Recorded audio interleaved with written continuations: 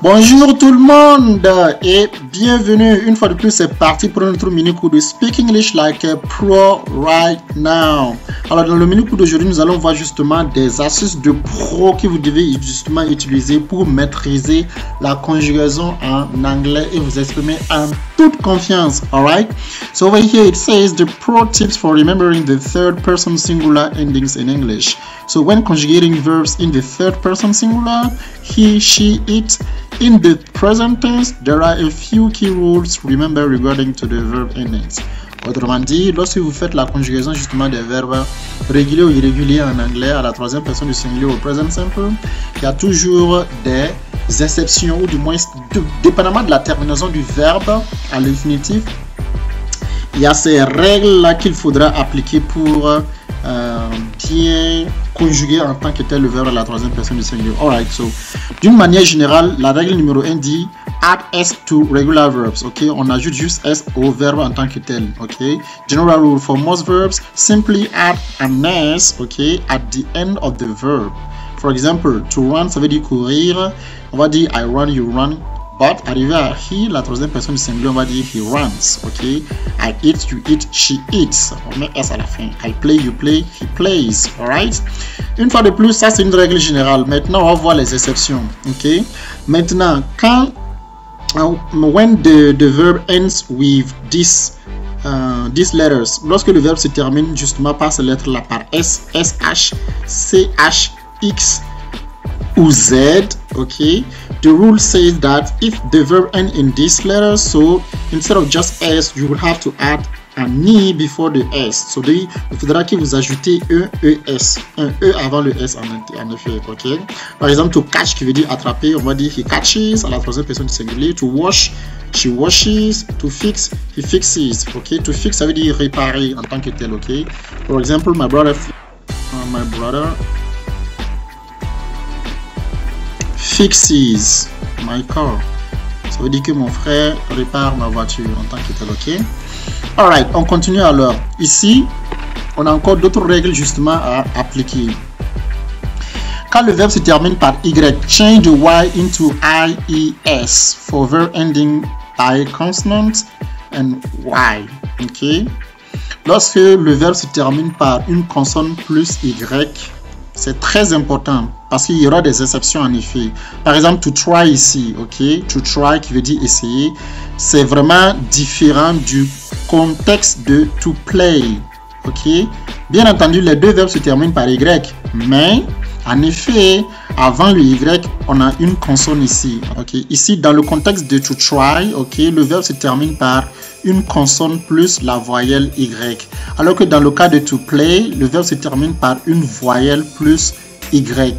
Donc lorsque le verbe se termine par une voyelle plus y, il n'y a pas de modification, mais juste s à la fin, ok. Mais lorsque ça se termine par une consonne plus y, le y se transforme en ies, comme dans le contexte de to cry, ok, qui veut dire pleurer, to study, qui veut dire étudier, to try, qui veut dire essayer. Alright? Great! On continue alors ici. La quatrième formule ici dit que no change for verb ending in vowel and y, tel que je venais justement de l'expliquer ici en haut. Ok, lorsque le verbe se termine par y et puis par une voyelle avant le y, il n'y a pas de modification, on met juste s. Donc to play, to enjoy, to stay, tous ces verbes là, on met juste s à la fin. Ok. Donc il ne faudrait pas écrire she enjoys en écrivant ça comme ça, she enjoys. Enjoy is comme ça en fait. Non, ça c'est pas bon. Ok, c'est juste y à la fin et puis s.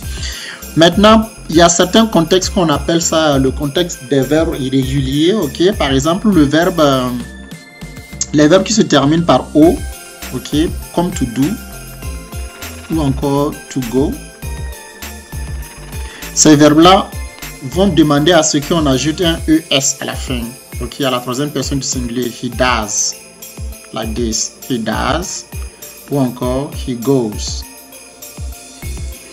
Maintenant, pour ce qui est des verbes auxiliaires comme to be et puis to have, ok, ça là, ça c'est vraiment un cas à part. Pour les verbes auxiliaires to be et to have, c'est vraiment un autre cas à part qu'il faut retenir par cœur.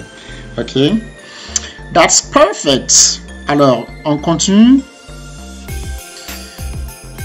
En effet, nous allons justement utiliser ces règles-là pour les mettre en pratique en faisant la conjugaison des verbes to use, to try et puis to plan. Alright? So as you can see over here, tel que vous pouvez le constater ici, to use, c'est un verbe qui se termine par E. En fait, ça ne fait pas partie des exceptions que je viens justement de montrer. Donc, quand le verbe se termine par E, ben, on ajoute tout simplement un S à la fin. Ok? Par exemple, ici, on va dire he, she, it uses the right tool. Ok? Quand on sera rendu à to try, vous allez voir un peu la différence. Mais tel que vous pouvez le constater dans ce tableau-là, vous avez à gauche le verbe, ensuite vous avez le temps de conjugaison et vous avez les trois autres formes, form affirmative, negative form and then interrogative form. So as you can see over here, I use this app every day. Ça veut dire j'utilise cette application tous les jours. I do not use this app every day. Je n'utilise pas cette application tous les jours. Do I use this app every day? Est-ce que j'utilise cette app tous les jours? Alright. Donc le verbe qui est ici, to use, peut être remplacé par n'importe quel autre verbe régulier ou irrégulier et dans, comment on appelle ça, dans la structure de la phrase en tant que telle. Maintenant, les compléments, il faudra justement bien choisir pour que la phrase soit lexicalement correcte en tant que telle, ok? Donc le use ici, si jamais vous pouvez comment on appelle ça, le remplacer par try. Ok, I try this app every day. I do not try this app every day. Pour dire je ne sais pas cette application tous les jours. Do I try this app every day? Est-ce que je sais cette application tous les jours? Got it? Excellent. On continue alors. Ici, on est rendu avec le verbe to try. Dans ce mini tableau tel que vous pouvez le constater, vous allez voir justement que tout ce qui est écrit en gras, justement, c'est quasiment la même manière de conjuguer tel que avec le verbe to use, sauf que là maintenant, on va appliquer la formule qu'on avait vu tout à l'heure, là, que lorsque un verbe se termine par y, si c'est une consonne plus y, ben là, la terminaison finale à la troisième personne du singulier sera IES. Le Y se transforme en IES. Ok? Donc, dans ce contexte-là, to try se termine par RY, ce qui est une consonne et une voyelle, et plus Y, bien entendu. Sorry. Alors, à la troisième personne du singulier, on va dire he tries to help others. Elle essaie ou du moins, il essaie d'essayer les autres. Ok? Maintenant, au present tense continuous, c'est la règle toujours simple, hein, tout simplement l'auxiliaire to be plus conjugué au present tense plus le verbe plus ing. Ok, sorry, verbe plus ing. Ok, donc ici, tel que vous pouvez le constater, I am trying to learn Spanish. Ça veut dire j'essaie d'apprendre l'espagnol. I am not trying to learn Spanish. Je n'essaie pas d'apprendre l'espagnol. Am I trying to learn Spanish? Une fois de plus, je vous répète ça. Lorsque vous parlez en anglais, une des choses les plus importantes à retenir, c'est la tonalité. Lorsque vous vous exprimez en anglais, il faudra que vous sachiez mettre de la tonalité dans votre conversation, pour qu'on puisse savoir s'il est question de la forme interrogative, négative ou encore négative. Donc en disant I'm trying to learn Spanish, I am not trying to learn Spanish, am I trying to learn Spanish, en lisant ça d'une manière linéaire, on n'a aucune différence en fait. Ça ne relate pas vraiment, ça ne fait pas croire à votre interlocuteur que vous vous exprimez en anglais en toute confiance. Maintenant, je vais relire ces phrases de nouveau, vous allez voir la différence. I am not trying to learn Spanish. Je n'essaie pas d'apprendre l'espagnol. Am I trying to learn Spanish? Vous voyez qu'à la forme interrogative ici, le dernier mot fait toujours relater comme de quoi il est question d'une interrogation en fait. Ok? That's great. On continue maintenant avec to try. Alors, rendu à to try, non, on avait déjà fini to try, sorry, to plan plutôt, le dernier verbe ici. Donc, tel que vous pouvez le constater, une fois de plus, c'est un verbe ici qui se termine par